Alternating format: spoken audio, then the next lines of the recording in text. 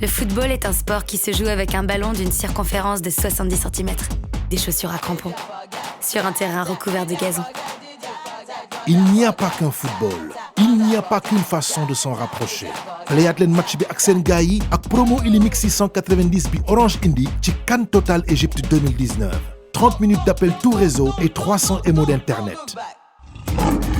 Tous des lions. Orange. salaamaaleykum mbokk yi dal leen ak jàmm som Leyti. Waaleykum salaam Amifa. Alors démb gros match au Sénégal. Ouais, gros match on va dire en tout cas entame bi réussir nañ ko.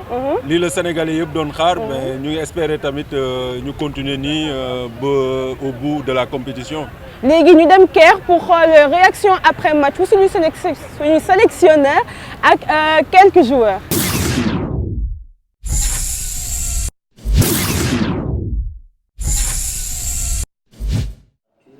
Coach Crépin, première CAN, premier but, homme du match. Quel est votre commentaire? Je crois que féliciter toute l'équipe. Aujourd'hui, c'est l'équipe qui a fait une grosse performance.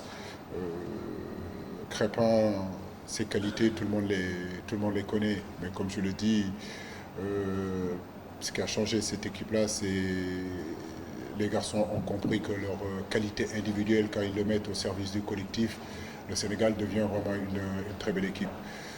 Le féliciter, mais féliciter tout l'ensemble des joueurs. Je crois que aujourd'hui, c'est le Sénégal qui a fait une bonne performance. C'était important aujourd'hui pour nous de gagner ce match-là et de bien rentrer dans la compétition. Maintenant, voilà, il reste un autre match et il faudra bien se reposer et bien se concentrer pour le prochain match. Aujourd'hui, on a eu beaucoup d'occasions, mais malheureusement, on n'a pu mettre que 2 buts. Voilà, on est content d'avoir gagné ce match. Il faut noter aussi qu'on n'a pas encaissé de buts. Et on va travailler pour le prochain match et essayer d'être plus efficace.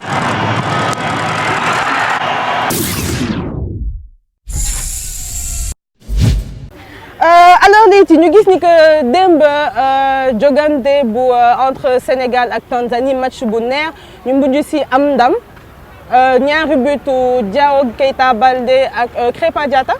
Ouais, ils ont fait une entame réussie, comme j'ai dit.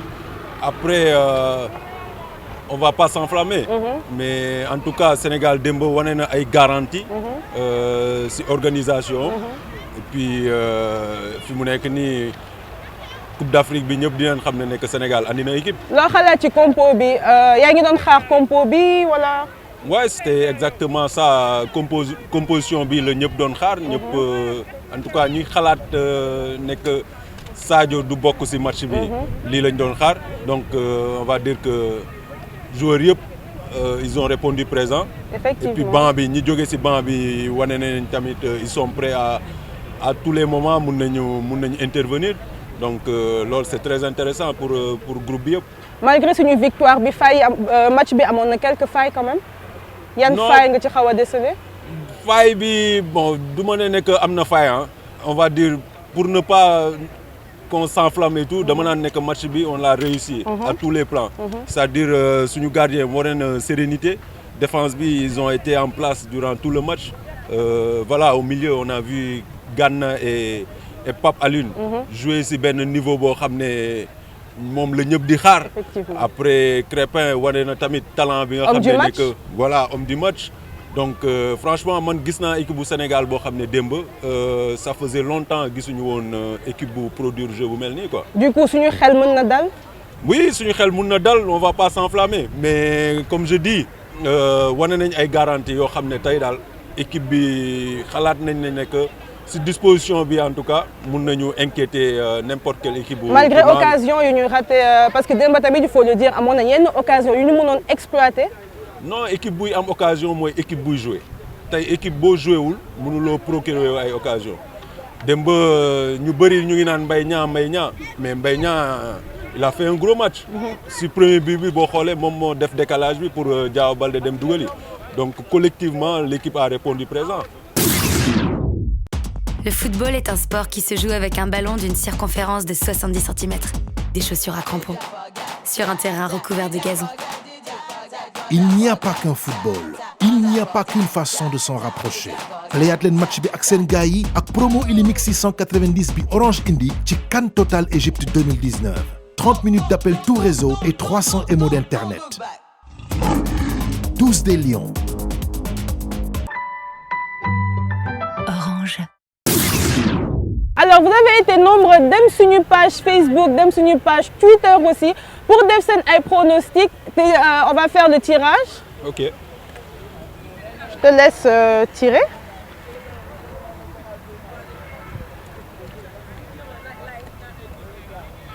El Hadj Thiam. Alors ñu ngi remercier El Hadj Thiam mu nekk suñu vainqueur u maillot bi. Vous pouvez toujours continuer à faire vos pronostics sur nos pages Facebook, Twitter ak suñu site 13football.com. ñu ngi siy remercier aussi suñu partenaire moom mii ñu jox maillot yi Jakarta Sport suñu partenaire bu nekk Pikine Icotaf angle Croix-Rouge ak Banlieue Sport en face bu nekk en face stade Alassane Djigo. Seen numéro mooy le 77 643 63 33. léegi ñu jàll si deuxième jogante démb bi Algérie contre Kenya. match bu rëy ñu gis ni que Algérie xaw nañ assumer seen statut mi favori mi challenger. Oui, Algérie aussi, ils ont répondu présent. C'est une équipe bi ñu andi démb amenée par Riyad Mahrez. Qui voilà moom mooy animé seen jeu. Donc gis nañ ne ñoom tamit ils ont une équipe vraiment organisée. Donc suñu match ñoom dinañu joxaat plus de certitude. Donc voilà, c'est bien parti pour eux aussi. Même score que le Sénégal et le prochain choc justement ce sera contre ñoom contre Algérie. Alors nooy xaaree sera un choc de titan hein? Ouais, c'est le match du groupe, on va dire. Tout le monde le savait. Donc voilà, ñun je pense que suñu jouer si niveau bi ñu jouer démb y aura pas de doute. Algérie duñu taxaw ak moom. Après comme j'ai toujours dit match yi bon ça se joue. Si réalité match yi la ñuy xam donc score bi naka lay définir et tout. Mais en tout cas, ce sera un très bon match. Ban joueur moo la impressionné ci équipe bu Algérie xam ne ñun dinañu mën a sonal. Riyad Mahrez c'est le dépositaire moom mooy def lépp moom mooy organiser mooy joxe rythme bi donc voilà moom j'espère que dinañ am ay arguments pour mun ko contrer quoi. Kiftaka ñu ngi ci ànd ak suñu partenaire Orange ñu ngi koy jaajëfal bu baax et on vous rappelle encore une fois mën ngeen dem ci suñu page Facebook suñu page Twitter ak suñu site 13football.com di ngeen fa mën a def ay pronostics pour gagner ay match Sénégal ay maillot Sénégal plutôt maa xalaat dama yàkkamti match Sénégal tellement foo ma dégg maa ngi wax waxu match Sénégal. Effectivement. Alors on va passer au troisième match Maroc-Namibie. Ouais. Bon. De justesse hein Maroc gagné nañ de justesse. fin temps ouais, te benn contre son camp moo leen. Ouais contre son camp bi après il faut dire que Ziyech met le ballon là il faut. Parce que foofu mu ko def noonu soit attaquant marocain moo koy dugal wala défenseur namibien. Donc loolu foog tamit nit ñi xam ko. mooy nekk Maroc ils ont une très bonne équipe. Et même avec leur très bonne équipe hier on a vu que ils ont. xam nga def nañu lépp pour mun a génn ci match boobu. C'est ce qui prouve encore une fois que CAN bi y a pas de petite équipe. Non c'est fini ça chaque jour ñu wax ko. C'est fini c'est-à-dire foog nga jouer pour mun a gagner say match soo joué wul wala nga bañ a def li war non di nga am ay surprise yu bëri ci rencontre yëpp. Bien sûr mais tey dina am ay match yu neex. Encore une fois Côte d'Ivoire Afrique du Sud ce sera à 14h30. Ouais. Tu penses que ce sera le gros match de la poule? Ouais, c'est le gros match de la poule. Ñoom comme on a dit ñoom dañuy commencer par sauce bu saf bi. duñu commencer par entrée beeg yooyu noonu yëpp. donc lii dina leen permettre ñoom ñaari équipe yëpp ñu mën a lancer seen compétition. Alors après Côte d'Ivoire Afrique du Sud Tunisie Angola 17h et enfin Mali Mauritanie 20h. Ce sera aussi l'entrée en lice de la Mauritanie. C'est le premier match dans toute l'histoire de la Coupe d'Afrique des Nations. Ouais, on les attend comme ni ñu doon xaaree Madagascar. Donc j'espère pour eux que ñoom tamit dinañ dugg bu baax ci compétition bi. En tout cas on leur souhaite bonne chance comme c'est un pays frontalier et tout. donc ñu ngi leen di souhaiter ñu dugg de la meilleure des façons.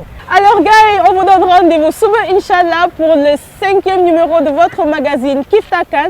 Ñu siy remercier encore suñu ay partenaires bu baax comme Jakarta Sport wala Banlieue Sport, mais léegi on va pas oublier Orange suñu partenaire bu ñuy àndal durant tout ce mois de la Coupe d'Afrique des Nations. Ñu remercier aussi suñu équipe technique bu nekk si ginnaaw Kifta Kan. Et pour terminer, ñu bàyyi leen ak image du jour qui est l'arrivée de la délégation des journalistes sénégalais au stade du 30 juin. Au revoir et à demain. Stade baa ngi nii stade du 30 juin. Les Sénégalais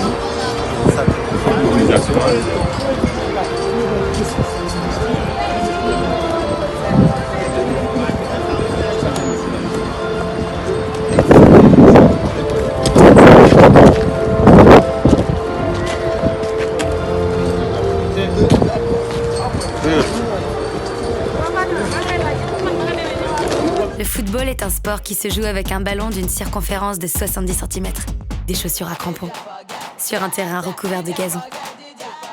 Il n'y a pas qu'un football, il n'y a pas qu'une façon de s'en rapprocher. Playat leen match bi ak seen gars yi ak promo Illimix 690 bi Orange indi ci CAN Total Égypte 2019. 30 minutes d'appel tout réseau et 300 MO d'internet. Tous des lions,